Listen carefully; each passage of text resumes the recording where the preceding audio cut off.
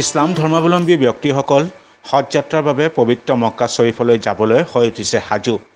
ইতিমধ্যে হজযাত্ৰীসকলৰ প্ৰস্তুতি প্ৰায় সম্পূৰ্ণ হৈ উঠিছে।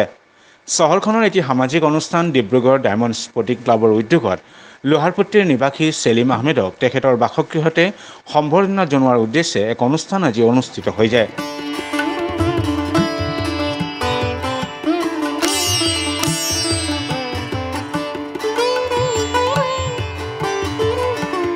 বিগত সময়ৰ পৰাই এনেদৰে মক্কালৈ ৰাওনা হ'ব লগা হজযাত্ৰীসকলক ডিব্ৰুগড়ৰ ডায়মণ্ড স্পৰ্টিং ক্লাবে সম্বৰ্ধনা জনাই আহিছে। আজি ক্লাবৰ হৈ উক্ত অনুষ্ঠানত উপস্থিত আছিল সভাপতি জাভেদ আখতাৰ খান, কাৰ্যকৰী সভাপতি মাহমুদ আলী, সম্পাদক চাহাবুদ্দিন আহমেদ, মহম্মদ ৰহিম ওৰফে ননকিৰ লগতে অন্যান্য সদস্যসকল। জাতি, বৰ্ণ, ধৰ্ম নিৰ্বিশেষে সকলোৰে মাজত শান্তি সম্প্ৰীতিৰ এনাজৰীডাল অধিক কটকটীয়া কৰি ৰখাৰ বাবে পবিত্ৰ মক্কাত দোৱা কৰিবলৈ অনুৰোধ জনায় ক্লাবৰ বিষয়ববীয়ে।